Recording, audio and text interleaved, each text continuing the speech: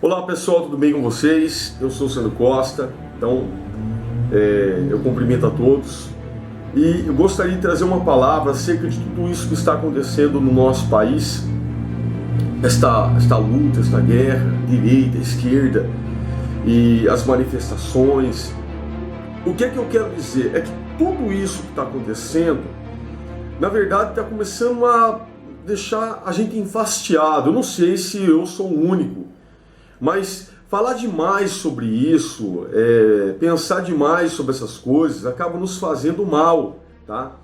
Não que devemos ficar de mãos atadas, não que devemos deixar as coisas acontecerem sem lutar por um Brasil melhor, não é nada disso que eu estou falando.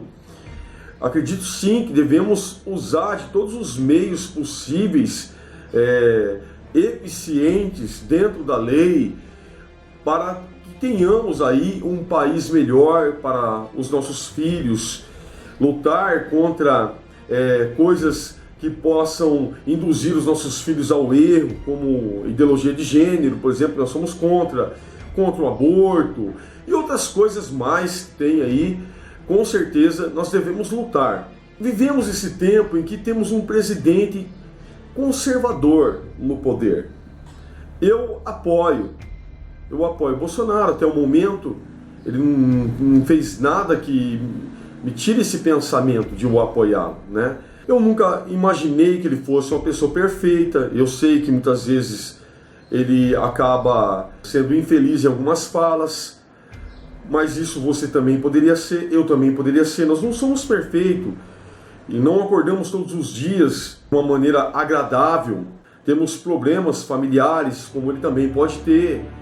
Eu acredito que muita gente deveria parar para pensar que se você fosse casado consigo mesmo, você teria problema consigo mesmo, porque tem dia que você mesmo não se suporta.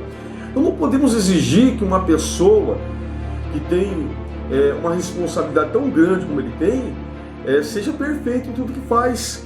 Eu até penso que muitos que o criticam talvez já teriam até desistido.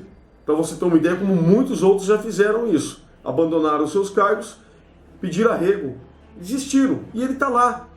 Então que Deus o sustente e que venhamos ter o direito de ter uma pessoa conservadora, uma pessoa de direita, uma pessoa que tem temor a Deus, porque isso é uma coisa importante, uma pessoa que quer defender a família, uma pessoa que tem esses ideais, esses princípios bons, que nós venhamos ter o direito de ter uma pessoa assim lá, porque pessoas que tiveram outros ideais, pessoas que foram contra os princípios da família, governaram, porque ganharam ali a eleição e tiveram o direito de governar e de errar, até que veio o tempo deles. Então, nós temos o direito de ter uma pessoa do bem lá também.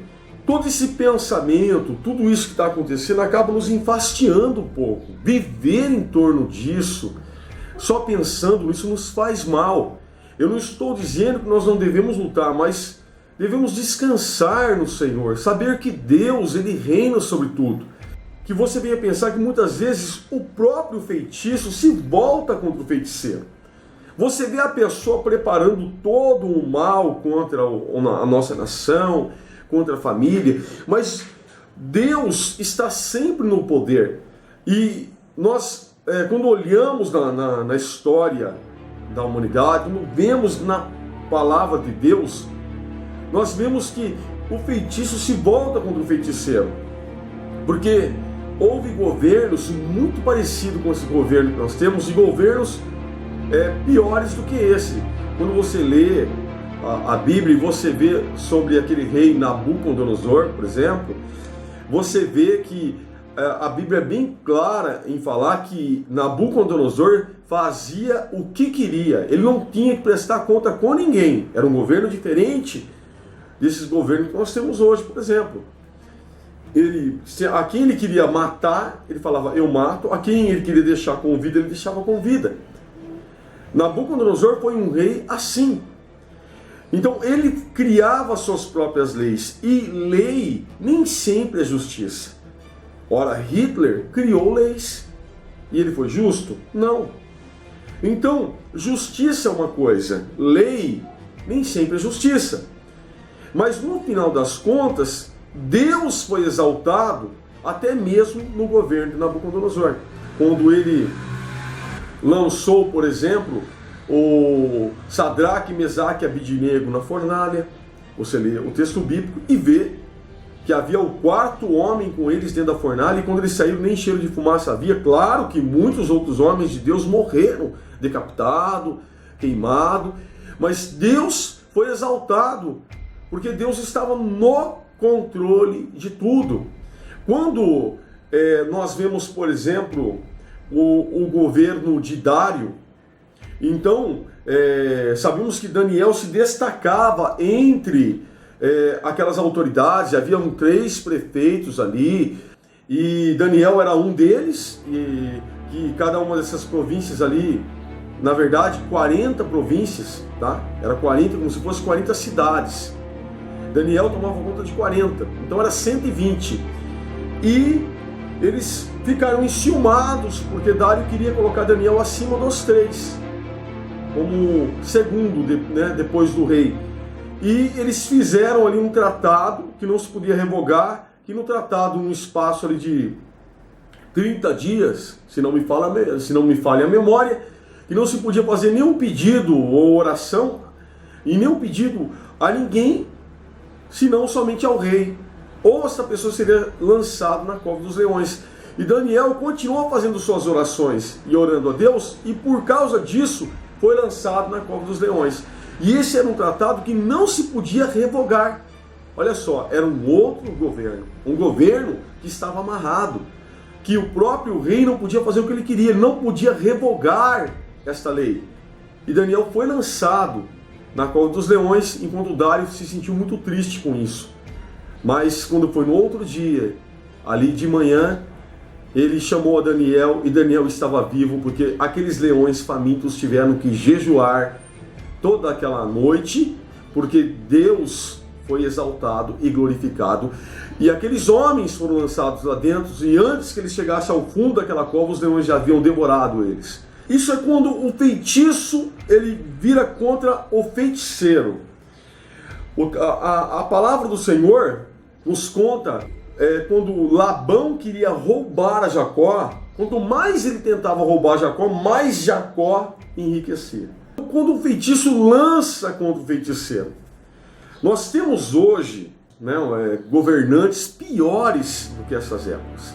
Nós vemos, por exemplo, que Satanás quis ser como Deus, e por ocasião disso perdeu aquela glória que tinha, perdeu a posição que tinha, foi lançado por terra. Agora nós vemos nesta época homens que querem ser mais do que Deus. Por quê? Você tem aí o governo, os 3 poderes. E hoje o assunto é o STF, o Supremo Tribunal Federal. Tá? Esse é o assunto principal que se vê hoje. Porque, olha, um presidente, por exemplo, ele pode ser criticado, não é verdade? Eu já vi pessoas chamando o presidente de bozo, de palhaço, fascista, de genocida, ou de ditador, de tudo quanto é tipo de nome, você não tem noção. Expondo a figura dele, criando memes dele, coisas horríveis. Eu já vi tudo isso, ninguém foi preso, tem mais, esfaqueado, tá? Também.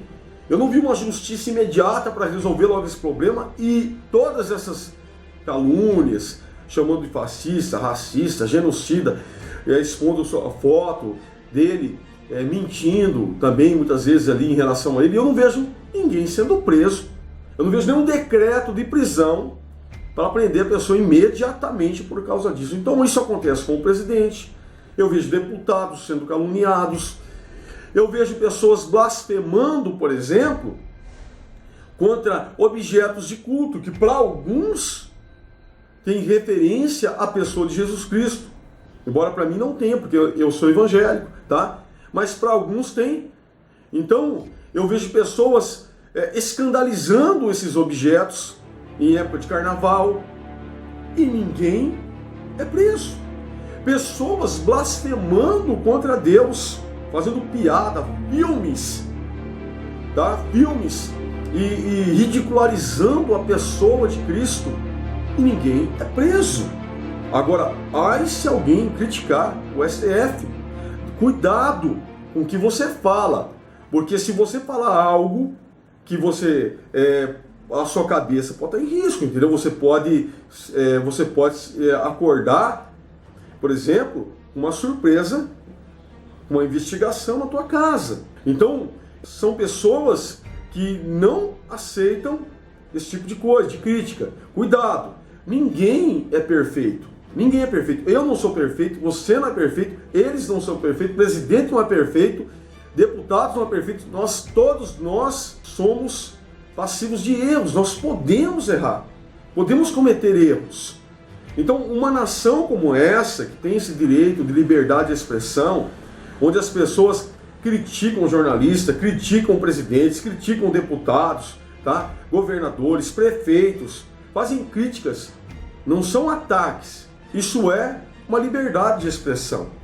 Mas quando surgem autoridades que não aceitam críticas, que não aceitam denúncias, por exemplo, que são baseadas na verdade, com provas, e já logo surgem decretos de prisões, nós estamos num mato sem cachorro. A coisa está começando a ficar feia.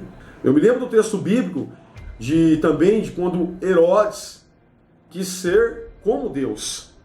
Então, voz de Deus e não de homens, e ele foi comido por bichos. O que eu estou falando aqui é que Deus há de fazer justiça. E que no final de tudo isso que tira o nosso sono, que tira o teu sono, aquilo que tira a tua paz, que te traz algo, uma indignação no teu coração, você não se conforma com isso. Você fala, como ninguém faz nada? Até onde vai tudo isso? As coisas vão piorar. O que vai acontecer com a nossa vida? Tanta roubalheira, tanto superfaturamento, tanta mentira, tantas pessoas que estão ali com o resultado que morreu de Covid, não morreu de Covid. Aonde está a punição para essas pessoas? Se fosse você, se fosse eu, tivesse feito algo desse tipo, nós já estaríamos na cadeia imediatamente. Então nós clamamos por justiça. Nós clamamos por justiça, porque sabemos que ainda temos no nosso país um povo de bem, um povo direito. Nós sabemos que temos sim uma justiça no nosso país, ainda que pode ser aplicada. Sabemos que temos pessoas, e temos policiais no nosso país, né? As pessoas, os brasileiros, ainda respeitam muito a PF. Tem muito apreço pela PF. Aprecia muito a PF, a Polícia Federal. E nós clamamos por justiça de tudo isso que tem acontecido.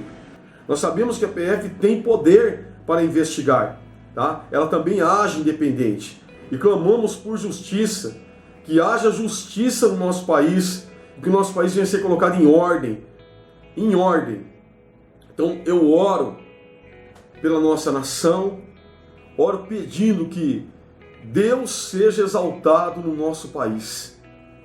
Eu clamo agora juntamente com todas as pessoas de bem nesse país, junto com todos os pais de famílias, com as mães, com os adolescentes de bem, com os governantes de bem, com os policiais de bem, que também têm sofrido com essa situação, com essa injustiça que tem acontecido no nosso país. Eu clamo juntamente com os nossos médicos de bem, com os professores, com os trabalhadores, com os comerciantes que têm lutado para não perder aquilo que conquistaram com tanta luta em suas vidas, com as pessoas que foram dispensadas das empresas, com os pais de família que não sabem mais o que fazer, que está olhando para a sua família sofrendo, que estão passando por fome, por situações difíceis e já não conseguiram pagar seus aluguéis,